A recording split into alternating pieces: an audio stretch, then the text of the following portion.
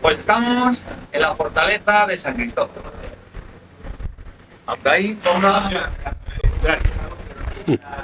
Pero se seguirá llamando así porque la gente del lugar, y más en concreto las personas que van a venir hoy a relatarnos esta desdichada historia de este fuerte, nos lo van a contar de otra manera. Son Koldo, Marta e Iñaki. Y ahora mismo lo voy a presentar.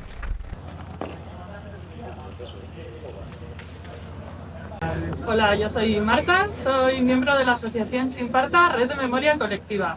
Y estoy aquí con Koldo, que es también miembro de la asociación, y con Iñaki, que vive también aquí en Pamplona y es miembro de la asociación. Koldo, ¿dónde estamos? ¿Nos cuentas un poquito delante de dónde estamos? Pues estamos, sí, justamente delante de lo que nosotros llamamos Fuerte de San Cristóbal, aunque tenga un nombre oficial ahí militar de Fuerte Alfonso XII, pero siempre le llamamos Fuerte San Cristóbal porque en la época en que esto se utilizó como cárcel, que es con lo que nosotros hemos tenido mucha relación con ese uso como cárcel, siempre se le llamó así, y en toda España, todos los presos de toda España la han llamado siempre así, por eso queremos mantener este nombre de San Cristóbal. Vale, y este fuerte, ¿de qué época estamos hablando del origen o cuál es el origen y la creación de este fuerte? Sí, esto es un fuerte defensivo que lo hacen a raíz de las guerras carlistas. Se dan cuenta de que quien controle esta zona de aquí controla toda la comarca de Pamplona para fuegos de artillería, ¿no? Esas armas con obuses, cañones, etc. Entonces se construye a caballo entre el siglo XIX y XX, redondeando, digamos, los 20 últimos años del XIX y los 20 primeros del XX. 40 años de construcción, depende también un poco de la financiación, del dinero que hubiese, había parones en las obras, ¿no? Pero fueron 40 años enteros haciendo una construcción que, claro, origina una cosa muy particular. Estamos haciendo un fuerte defensivo y resulta que en esos 40 años aparece como principal técnica de guerra la aviación, ¿no? Y un fuerte artillero como este, con la aparición de la aviación prácticamente se queda obsoleto, o sea, es como si ya no sirviera para nada, ¿no? De hecho, después de la construcción yo creo que ni siquiera llegó a tener puestas las armas, ¿no? Los cañones. Podemos entrar por dentro, vemos las zonas defensivas alrededor del fuerte, los espacios para colocar esas armas, pero yo creo que no han estado colocadas nunca siquiera, ¿no? Yo siempre lo he conocido desde luego vacío, ¿no? De armas. Sí que ha sido utilizado a veces para guardar armas, eso sí, como polvorín. Y hubo un tiempo en que también incluso se utilizó como para prisioneros militares, pero originó tal conflicto aquello, porque esto no es un sitio adecuado, no para estar nadie, ¿no? Como utilizarlo como cárcel, ¿no? Y ante las protestas ya se dejó de utilizar. Vale, ¿y en qué año se dejó de utilizar? Esas fueron muy esporádicas, esos usos como para militares presos aquí, ¿no? Lo demás, el uso con soldados, con militares dentro del fuerte, sí que hubo de forma continua, hubo militares aquí, no en gran cantidad, pero sí que los ha habido continuamente desde la construcción hasta los últimos militares abandonaron el fuerte, yo creo que en el 1985 más o menos. O sea, muy tarde, 1985. Sí. Iñaki, este fuerte, bueno, siempre ha estado aquí en Pamplona, tú has vivido en Pamplona. ¿Y cuando erais niños, conocíais el fuerte o los niños del barrio? Fuerte sí, lo que no conocíamos era la historia que había detrás de qué uso se había hecho de esta construcción. Bueno, de críos pues entrábamos, rompíamos una tapia, nos colábamos, merodeábamos, jugueteábamos, siempre. Ha sido a raíz de conocer a la asociación Chimparta cuando te vas haciendo cargo de todo lo que ha sucedido aquí. O sea que vosotros de niños entrabais al fuerte pero a escondidas. Todos los niños de los pueblitos de por aquí cerca. A escondidas, ¿no? Por algún trozo que conseguíais pillar abierto. Trozo que no estuviese ha habido épocas donde la puerta misma, o sea, te permitían entrar por la puerta. Y en invierno, por ejemplo, que entrabas, había mucho frío y te dejaban acercarte a donde ellos tenían una hoguera con leña, calentarte, tenían una pequeña cantina. Había una cantina. Sí, una cantina donde también... Antes. Sí, se podía estar. Sí, claro. Porque el acuartelamiento de Izain está ahí abajo y... Claro. mandaban siempre a... Claro, porque ahora si ahora una persona quiere visitar el fuerte, Ahora, pues bueno, el fuerte sigue siendo militar y está cerrado exteriormente, entonces para las visitas hay que solicitar permiso y vienen ellos a abrir la puerta y en esos espacios que dejan de visita, pues bueno, te acompañan por el fuerte. Y son muy reducidas las visitas actualmente, es solamente el primer viernes de cada mes se están haciendo esas visitas. Sí, yo recalcaría un poco lo que ha dicho Iñaki, ¿no? De que lo que no sabíamos, no teníamos ni idea, era un poco los usos que había tenido, ¿no? Y esto me recuerda una anécdota porque tú has vivido en la Chantrea, habías vivido antes, yo también he vivido en la Chantrea, en el barrio, y hace unos años, un día hablando con el Drogas de Barricada, ¿no? que también es chantreano, también es del barrio, y justo le dije, joder, Coldo, vamos a tomar un café y tal. Me dice, es que vengo dándole vueltas a esta historia del fuerte, de que hemos vivido toda la vida de espaldas a esto, ¿no? Sin saber qué es lo que teníamos ahí detrás, ¿no? Y le digo, joder, y estoy preparando una idea va a hacer un disco de música y eso, y el fuerte va a ser uno de los temas que quiero tocar esto, ¿no? Y digo, joder, mira, hace una semana acabo de hacer yo un poema que se titula De espaldas, con la misma idea justamente de que aquí hemos estado viviendo las faldas del monte sin saber nunca realmente qué es lo que había habido ahí detrás, lo que había pasado. o sea, siempre todo el mundo aquí ha vivido de espaldas al fuerte. Eso es, algo así, ¿no? Hasta hace pues poco que hemos ido conociendo. Y de espaldas, cuéntanos un poco qué se vivió aquí en este fuerte entre las paredes que ahora no podemos entrar a ver. Pues bueno, a alguien se le ocurrió, como el uso militar ya no tenía mucho sentido, no se iba a utilizar realmente, porque el fuerte ya para eso no servía, ¿no? Pues a alguien se le ocurrió que había mucho espacio para tener presos, ¿no? Y entonces a raíz de lo que llamábamos la Revolución de Asturias en 1934, o las revoluciones campesinas también, por la paralización de las reformas, ¿no? La República en los 2 primeros años hace una propuesta de reformas como jamás se ha hecho en este país, nunca, ni antes ni después además, que abarcasen tantos campos de derechos civiles, de derechos laborales, de las estructuras militares, civiles, de todo tipo, los derechos de la mujer, el aborto, tal, ¿no? Y entonces esas reformas, de repente, la derecha toma el poder en el año 33, ganan las elecciones y paralizan todas las reformas. Sí, aquí tenemos unos paneles, por ejemplo, mira, aquí tenemos un panel de visión, un poquito del entorno, de los lugares que se ven desde aquí, ¿no? Que hoy, bueno, en este momento, mira, se va viendo bastante bien. Sí, claro. Aquí debajo tenemos toda la comarca de Pamplona y conforme giramos hacia la izquierda, bueno, allí al fondo, donde las canteras, tendríamos la carretera de Madrid, luego tendríamos la carretera hacia Logroño, por aquí, y por aquí tendríamos las carreteras de Vitoria y San Sebastián, por esta zona de ahí atrás, ¿no? Y por allí ya Francia. Y esto es la vista hacia Francia, hacia el Pirineo, ¿no? Que hoy no se ve demasiado bien, pero es, vamos, la vista que más tenían en cuenta los presos que se fugaron de aquí del fuerte, ir hacia donde querían ir, ¿no? Claro, porque aquí Coldo, sí. Claro, o sea, los fugados que dices, ¿qué pasó aquí? Claro, porque hablábamos de esta represión que se hizo tan fuerte, ¿no? Con la paralización de las reformas republicanas, y entonces hubo huelgas de campesinos y hubo huelgas industriales también, ¿no? En las zonas mineras, por ejemplo, y entonces trajeron un montón de presos a San Cristóbal, 877 presos. ¿Aquí? Sí. ¿San Cristóbal? Alguien dice, bueno, como los calabozos de los pueblos, de muchos pueblos no cabían, los traen aquí a San Cristóbal. ¿Presos? ¿Pero presos que habían hecho algún delito o qué tipo de presos? No, presos que habían hecho huelgas contra la paralización de las reformas de la República, huelgas contra el gobierno, ¿no? Huelgas que a veces fueron muy fuertes. Una huelga general, por ejemplo, en el marzo del 34 de campesinos, y luego en octubre las huelgas de Asturias, sobre todo, que fueron muy duras, ¿no? Tanto las huelgas mismas como la represión posterior de esas huelgas. Se fue... O sea, que esas personas, que eran, lo que dices, de distintos puntos de España, Sí. los trajeron aquí al fuerte. Sí, sí, ¿Y sí. las familias sabían que estaban aquí? En ese momento yo creo que sí. Los que vinieron en el año 34 y 35, a raíz de esas huelgas, sí que supieron sus familias que estaban aquí, ¿no?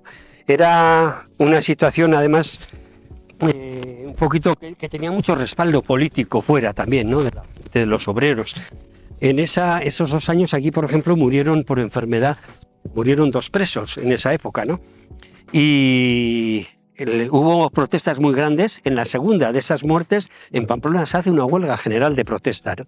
Digo esto porque, claro, después del golpe militar del 36 ha vuelto a haber muchos presos aquí. Después del 36. Sí, y situaciones así muy duras, pero la posibilidad de protestas exteriores ya fueron nulas, ¿no? Sobre todo aquí en Navarra. Entonces, en 36, estos presos primeros que habían venido, cuando gana el Frente Popular las elecciones en febrero del 36, salen casi todos, se les da una amnistía y salen fuera, ¿no? Pero luego llega en julio el golpe militar, el golpe de Franco y de Mola, que no hay que olvidar que el organizador número 1 de aquello era Mola y lo teníamos aquí en Pamplona.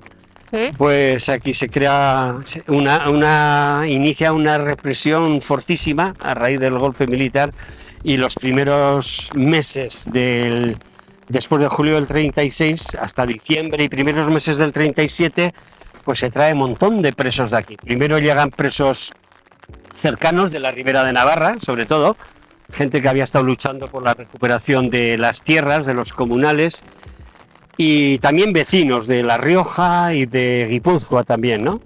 Llegan bastantes al fuerte. Si damos datos globales, antes hablamos de 877 antes del golpe militar, después del golpe militar más de 6.000 más. O sea, en total 7.200 presos han pasado por este Pues fuerte. 7.200 presos en el tiempo que se usó.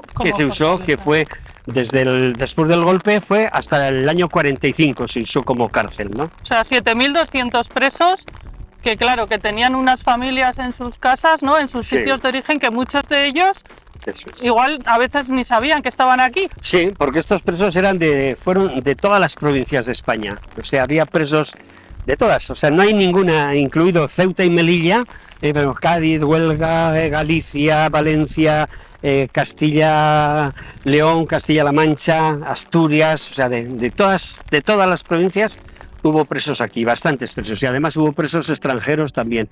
Por lo menos 77 hemos encontrado con nombres y apellidos, ¿no? Presos americanos, sudamericanos, algún norteamericano, europeos también de otros sitios. Y esos presos que estaban aquí, hoy con el día, por ejemplo, que tenemos de lluvia, de frío, ¿no? Que, Pues- bueno, que nosotros estamos con nuestros abrigos, con el paraguas, pero claro, Claro. aquí, ¿en qué condiciones vivían los presos? Claro, nos podemos imaginar una situación en lo alto de... Aquí estamos a 850 metros más o menos, así, de altitud, ¿no? Y los inviernos de Pamplona, y más antes que ahora, ¿no? Pues eran muy duros. Pero sobre todo las condiciones en que estaban ellos. O sea, dentro del fuerte, que lo tenemos aquí detrás, ¿no? Hay un foso que rodea toda esta zona de aquí, ¿eh? Un foso que está a nuestra espalda, y dentro de este foso está toda la construcción del fuerte, ¿eh? Allí ¿De cuánto estamos hablando? ¿Cuántos metros? estamos hablando de 180.000 metros cuadrados de construcción, lo que hay aquí dentro de estos fosos, ¿no? Y en la zona central, porque queda toda muy camuflada, es que para hacernos una idea de lo que es esto, hay que pensar que al monte se le quita la punta, se cava, se hace un agujero grande, y sobre ese agujero se empieza a construir. Y conforme se va construyendo, luego se va tapando también, se va cubriendo todos los... O sea, que son varios pisos. Claro, sí, hay una altura igual del punto más alto al más bajo de cerca de 100 metros. Wow. Entonces, por dentro es como un queso gruyère, ¿no? Porque desde todas las partes puedes llegar a las ventanitas que aparecen por los fosos. Pues por dentro tiene que haber túneles que lleguen a cada una de estas ventanitas, ¿no? Por ejemplo. Bueno, claro, ¿y los presos dónde estaban? Y los presos estaban en la zona central del fuerte. Allí vemos en lo alto del punto, el vértice geodésico, la parte más alta, ¿no?, del fuerte, y justo detrás de esa zona estaban los edificios principales. Hay un patio grande y había unos edificios que les llamamos las brigadas, de tres pisos, y los pabellones de otros 3. Pero esas brigadas tenían el piso bajo, no estaba a ras de suelo, sino bajo tierra. Bajo tierra, o sea, bajo tierra, es un piso subterráneo. que ahí habría humedades, ¿no? Claro, humedades. Es que además ese piso subterráneo tiene en paralelo una nave igual de larga que la que habitaban los presos, donde están todos los aljibes de agua del fuerte, todos los depósitos de agua que se bombeaba desde un pueblo cercano de Berriozar. Y esa humedad de los aljibes generaba tal humedad por la pared que separaba la zona de presos, que sobre el suelo donde dormían se originaba como una pequeña capa de agua, ¿no? Teniendo en cuenta que no había camastros. Ah, eso te iba a decir, o sea, no había... ¿Y dónde dormían? Ni colchones, una manta por debajo y otra por encima. Se juntaban 3 o 4, ponían la manta, lo que les llegaba a la manta por debajo, y luego todas las mantas que tuvieran por encima para taparse, ¿no? Y en una situación además de oscuridad total, porque solamente desde el exterior hay unas ventanitas a ras de suelo en el patio que dan una luz, ¿no? De forma inclinada dan un poquito de luz a ese fondo. Y así, en esas condiciones, ¿cuánto tiempo? En esas condiciones, bueno, pues hubo presos que estuvieron poco tiempo, otros 2 años, otros 5, ¿no? En ese total desde el golpe, pues fueron 9 años, ¿no?, más o menos, los que se usó como cárcel, y algunos estuvieron bastantes de esos años, ¿no? Claro, de los 7.200 que hemos hablado, no todos estaban a la vez. Normalmente los tiempos donde más presos hubo, 2.500 más o menos, ¿no?, en esas épocas. Porque claro, ¿les condenaban? ¿A cuántos años les condenaban? Hay muchas diferencias. Muchos eran condenados a muerte y luego se sustituían, ¿no? Las condenas a muerte se rebajaban a cadena perpetua, que decían a veces, ¿no?, a 30 años de prisión, luego se iban rebajando a 20 también, a menos, ¿no? Depende, había todo tipo de condenas, ¿no? Y eso. Claro. Y lo que me hablabas de las condiciones, claro, imagínate, si añadimos a esa zona, a esa cosa de frío, si añadimos también el hambre, lo que más se quejan los presos aquí es de frío y de hambre, sobre todo, ¿no? De frío y hambre, claro, es que con una manta, ¿no? Una manta y ventanas abiertas. Y humedad, ¿no? Y humedad terrible. Y el hambre, porque no sé si eso será normal en todas las cárceles que se pase hambre, posiblemente sí. Pero es que especialmente en esta cárcel tuvieron un administrador que además se quedaba con el dinero de las comidas, ¿no? O sea que no se utilizaba, el presupuesto que había para alimentarse no se utilizaba. ¿Y qué comían para la entonces alimentación. los presos? Pues bueno, algunos decían que lo que le encantaba era que lo mandasen a ayudar a la cocina, porque se podía comer las mondas de las patatas, ¿no?, cuando pelaban las patatas, por ejemplo. Hay un preso que cuenta, así muy gracioso, dice: a mí me dieron así un bote y me echaron con un cazo algo que yo no veía más que agua, y decía: ¿y esto qué es? Pues eso es la cena, y no protestes que te darán, ¿no?, decía. Y a veces hacíamos estadísticas, hoy 3 garbanzos, hoy 4 no sé qué, ¿no? 3 garbanzos en agua. Sí, todos se quejaban de hambre. De hecho, el hambre, entre otras cosas, fue lo que originó otra cosa de la que no hemos hablado, que es una fuga, la mayor fuga que conozcamos en Europa, la mayor fuga de presos, ¿no?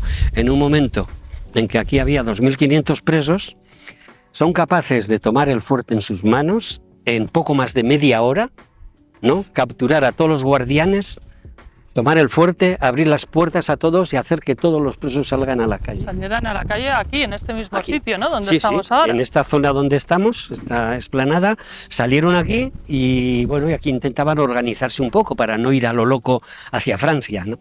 Esto, claro, lo habían pensado muy bien, porque este intento de fuga se hace un domingo a la hora de la cena. Mientras se distribuye la cena en los pabellones donde duermen los presos, que cenaban allí mismo, pues van capturando a los guardias que acompañan ese reparto de la cena.